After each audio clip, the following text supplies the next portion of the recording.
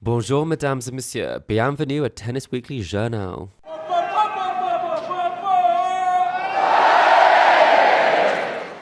Bonsoir, Alina. We are back for another episode of Tennis Weekly brought to you by Property Hub Invest. It is a fun episode that we have in store because in the first half, we'll be hearing from the players, some of the fun moments that didn't quite make it into a journal. And in the second half, we're going to have tips and tricks if you're planning to attend maybe Roland-Garros next year. And this is our final journal. Can you believe it? It doesn't seem real, but it means that we have to make it a good one. We have to go out with a bang. And there certainly were fireworks going off in Paris at the weekend, Alina. And you had a front row seat for all the action, I believe. Well, the streamed action at Parc des Princes, where I think there were like 40,000 people watching the Champions League final. We should make it clear in case anyone has missed this. We are talking about the football result. I swept sports. You did. You hopped from Chatrier over to Parc des Princes and then you hopped back. Yeah, we're back on tennis. Back on Tennis Weekly. And we started with Ousmane Dembélé and then we're ending with him because he brought the trophy home to Philippe-Chatrier today. Yeah, he had a beautiful presentation of the trophy, showing it to the Chatrier fans.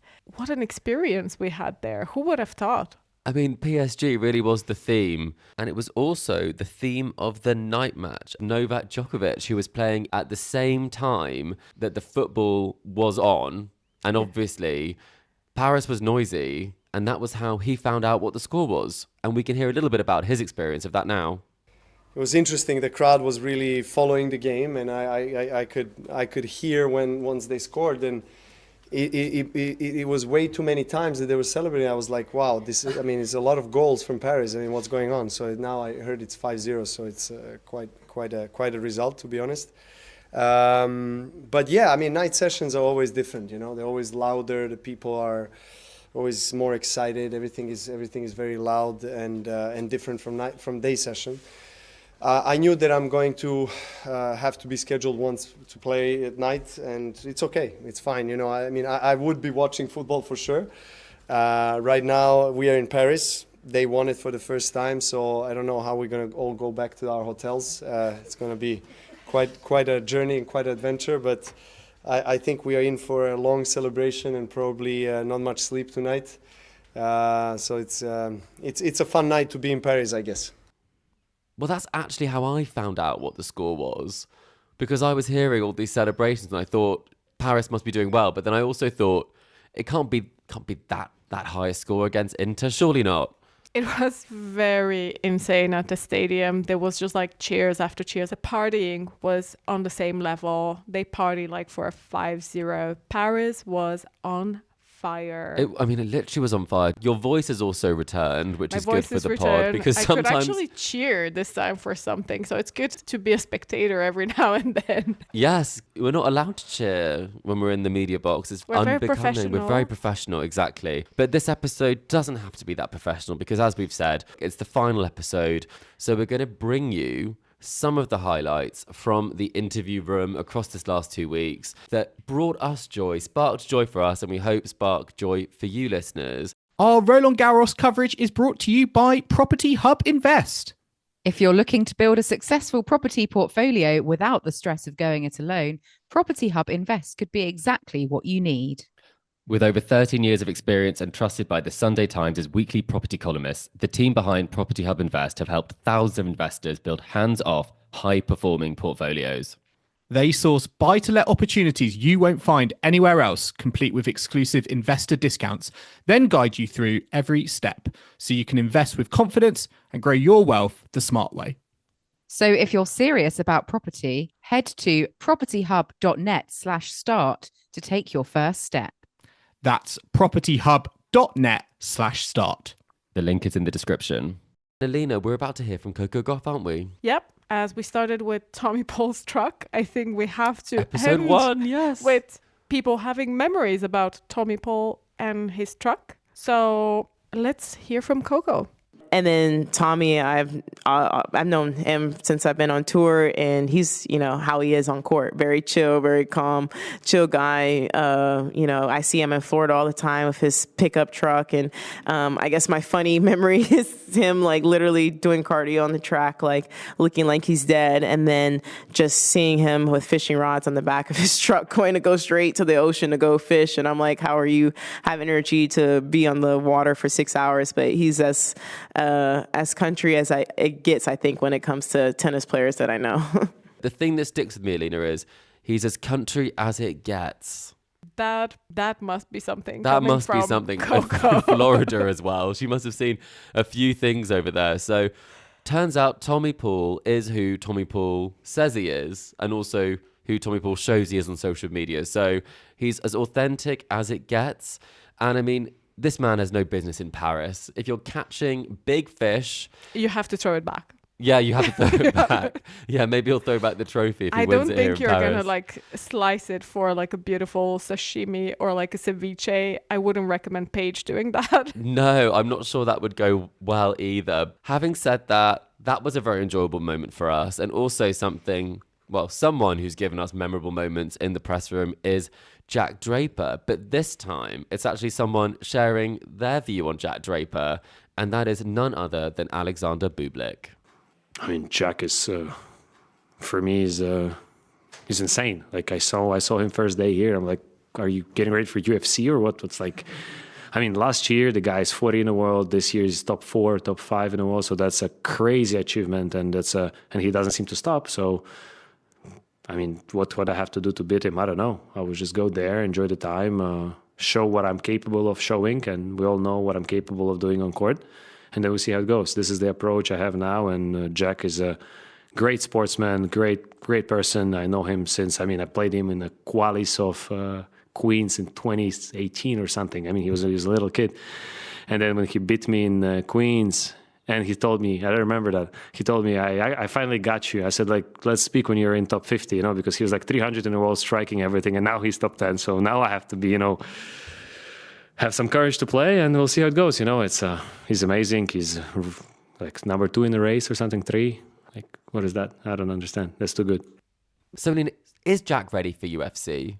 When you said UFC, I thought you were meaning like UTS. What is UFC, Chris? What is he meaning? He's fighting. I think it's cage fighting, Alina. It's not like we had our own. We were a bit in shock when we saw his physicality before Roland-Garros this year, and we acknowledged that he has been working out. He's gone beast mode. He really has. He's shocked Bublik. He shocked us. I think we still see him in media as the little kid, because he's not necessarily got a UFC personality going. No, I think a UTS personality, maybe. He has more like a UTS personality. So Jack might not be a UFC fighter in his spare time, but someone who did share what they get up to in their spare time when they're not on the practice courts of Roland-Garros was Qinwen Zheng, who was asked what she gets up to outside of tennis.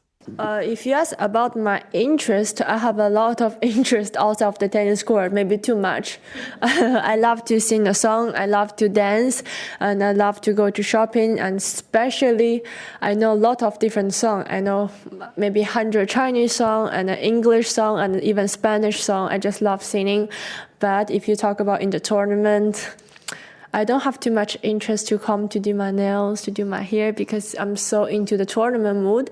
I just want to make sure today the practice was going well, and then I eat healthy, my food, get a good rest, and tomorrow fight again. That's what I care during the tournament. But outside of the tournament, I'm really calm and chill girl, yeah. So, Alina, when you're at the tournament, in your tournament mood, are you doing your hair and nails? Only at a French Open and at Wimbledon. Okay, so special occasions. And then outside of tournaments, are you that calm and chill girl?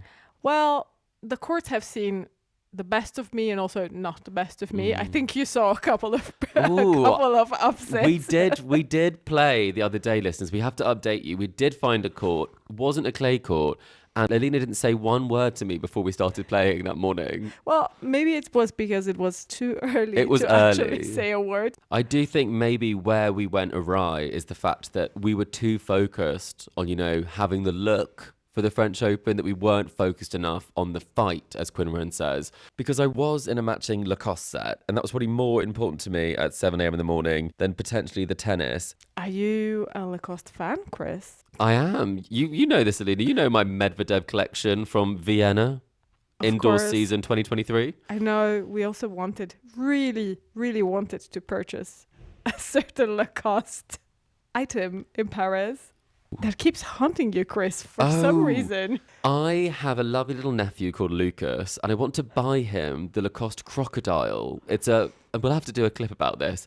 It's a lovely but quite quirky chap, and I was going to buy him in the shop. I've locked eyes with him a couple of years in a row now, and now my whole algorithm on social media is just this crocodile, and wherever I go I see it. So is this a sign I should buy it? We'll put a poll out about it. That wasn't what I meant when I said I was wearing Lacoste, you know. I meant more in like a stylish kind of way, but I mean the crocodile also looks pretty good in that fit. The crocodile is a fit for Roland-Garros. You can never go wrong wearing the Lacoste. Well, that is a perfect tip and a perfect transition to our second half. So don't go anywhere. We're taking a quick break now, but when we come back, we will also be talking about our peak, our pit, and our pleasant surprise from Paris.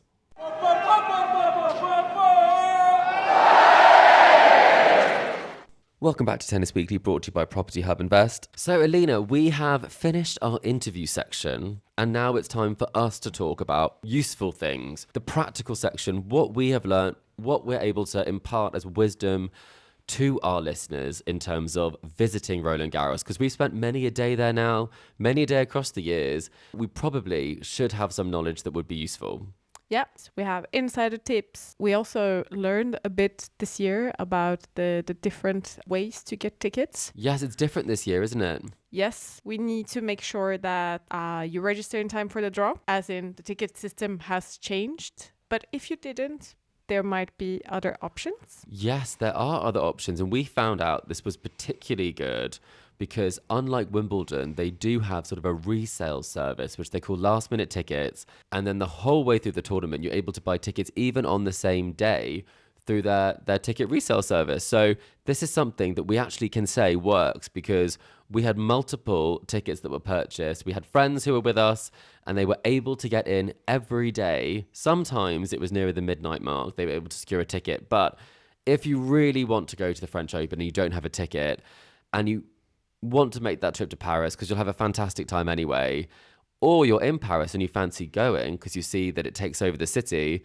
you can try your luck and chances are you might not be sitting with each other, but you will be in the grounds. Yeah, it is a first come, first serve. First come, first click service. First click service. You perseverance required, but if you stick I think with that's it, the right word. It is. It's a war of attrition, that one, you and the FFT website. But in terms of tickets, we also have a recommendation that there are these tickets for €65 that is available in the restricted access section. So if you see tickets coming up on Philippe-Chatrier, don't be deterred by the restricted view, as the view is not restricted. Wow, it's not like you're at a concert and you're behind the stage. It's a plane of glass. Pictures might not be pretty through the glass. I think it's camera restricted view, but it is an experience. And you're still on Chatrier getting the whole ambiance of one of tennis's greatest arenas. So don't be put off by that. We also have some tips when it comes to the evening session. This is something I think we talked about last year, Alina. We love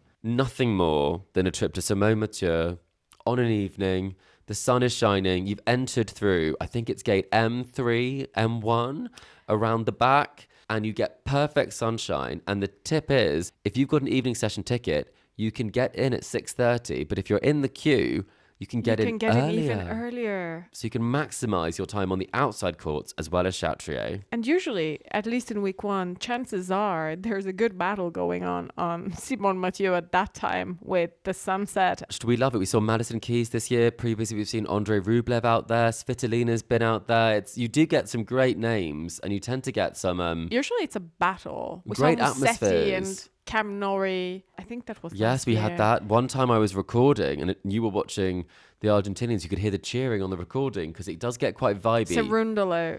It was the year when Cerundolo was playing that court. So it's I think it's a magical place. We love it a lot. The Chances People's are Court. you're going to bump into us. Yes, you there will. more than God, Chatrier. you'll see us there. And it is very much the People's Court as well. This is because even if you don't have a ticket, you can access it. That's what we should say, is that the upper tiers, as well as standing, fully open, and it's bench seating. So it's not like you have to have a set number of people. If you squeeze in, you can get many people in there. But there are standing areas around it as well. The ground area where you can actually just walk it around. Have a stroll. It's lovely. Stroll. And it's the court that actually has the greenhouses that are attached to it because it's part of the botanical gardens. So they're not open during the tournament. No, you have to come back for that. But what's nice about this area is that people don't know it's there because it is under like a sort of a narrow entrance right at the end of the whole of the grounds on the other side of Philippe-Chatrier on the far distant end from Susan Longlom. So it's a top tip. Not everyone knows it. We took someone on a tour this year of it who hadn't been to that court, and they absolutely loved it. And one more thing we have to cover, and you said before, we love first week. First week is our favorite. I think first week is much better than second week. From a tennis fan perspective, you want to see as much tennis as possible. You want to experience the big matches, especially between a Frenchie and rest of the world. It's like wherever you go, there's something exciting happening. Yeah, there's a story, there's a life in every part of the grounds. And I think as tournaments go on, some of those courts don't have matches on as much. And I think that's so nice. Wherever you turn, there's something exciting happening. So, and chances are you're going to bump into like pretty big players playing on outside court. This year was particularly special. Like we saw big players playing the smaller courts. We did big players playing the smaller courts, as well as the fact that for the first time, we actually attended the qualifying week, which they call opening week. And that was fantastic because the tickets are €29 and you're able to go onto all of the courts as well as Philippe-Chatrier. Seeing a lot of the practices going on. They had Yannick Sinner and Holger Rune were practicing. All the top players do end up on Philippe-Chatrier for a practice session. So if you aren't able to get a ticket for the main event, that is one where it's much easier to get a ticket. And you can scour the grounds, have the same experience. So we actually loved that from a value perspective, but also from a tennis fan's perspective. And qualifying on clay, there's something really gritty about it that we love. Everybody wants to make it. It feels like sometimes qualies feel like a main draw. Playing qualifying on Susan Longlong, that's quite something. And that's a court where almost qualifying is made for. Seeing a French player like we saw, that was fantastic. So these are a selection of our tips. We hope they've addressed some of our listener questions.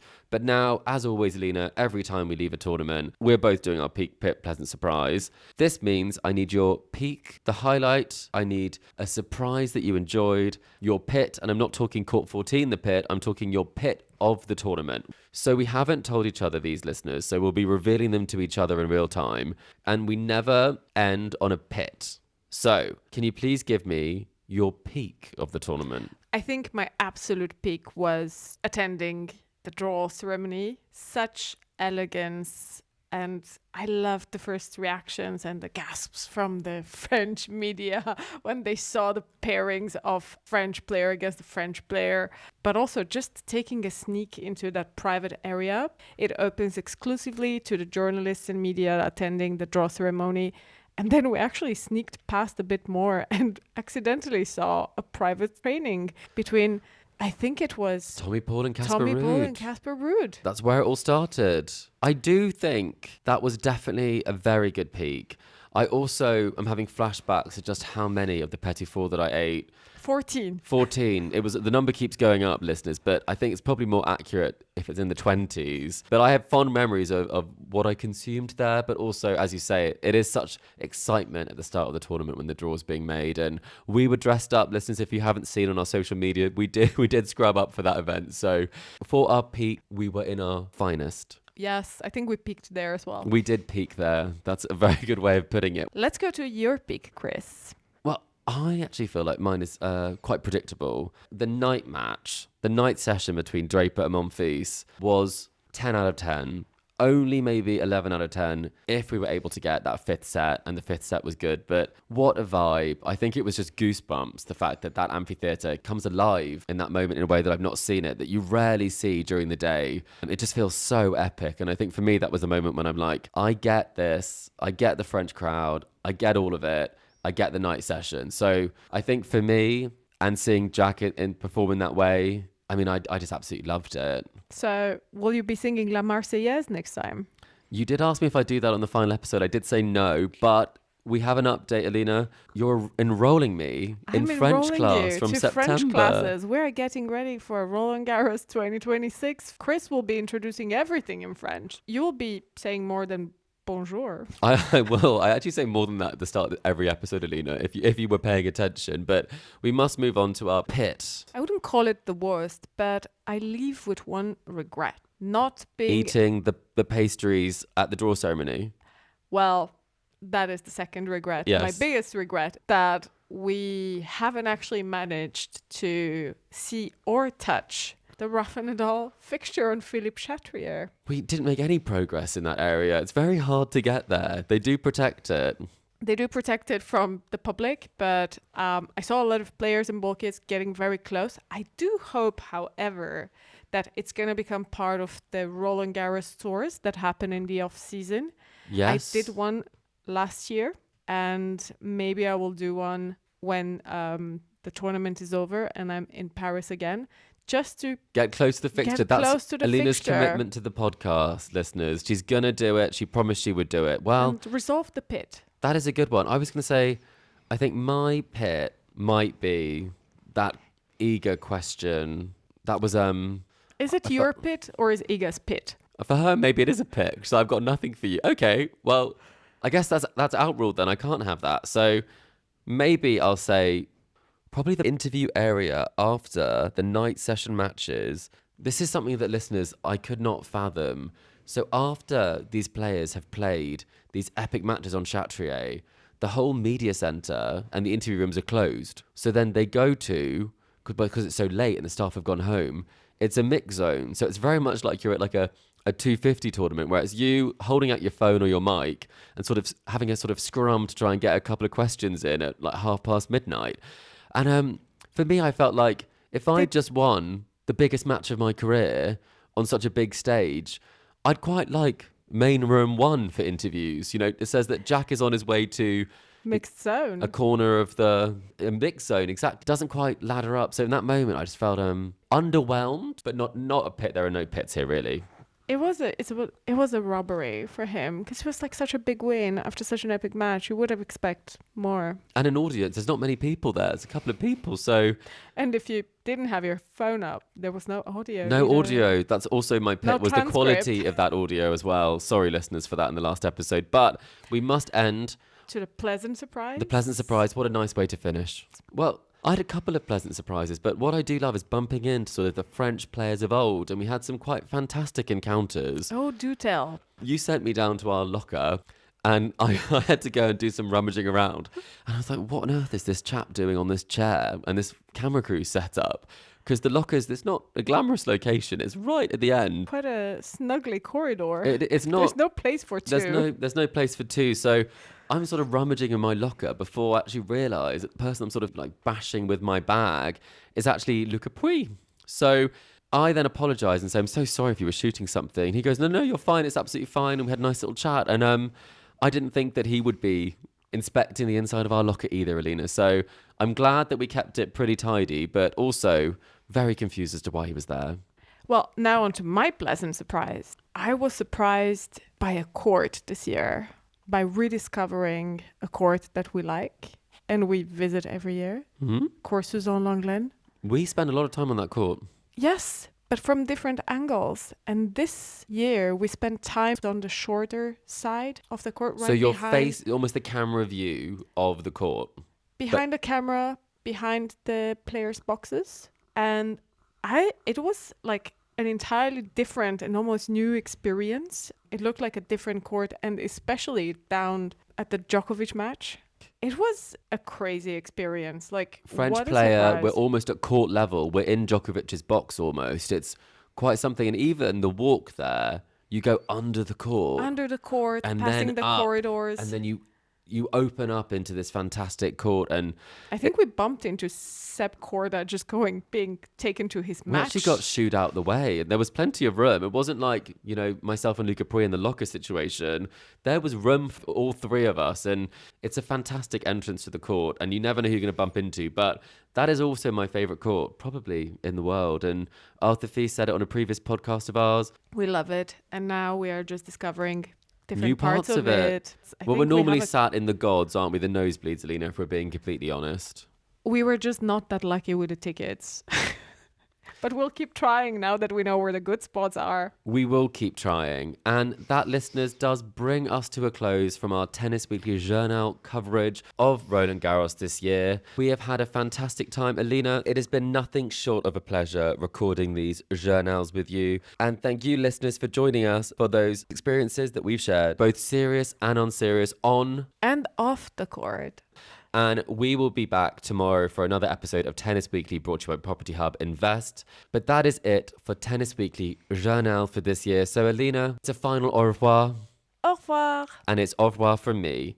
Thanks for listening, and we'll catch you next time on Tennis Weekly.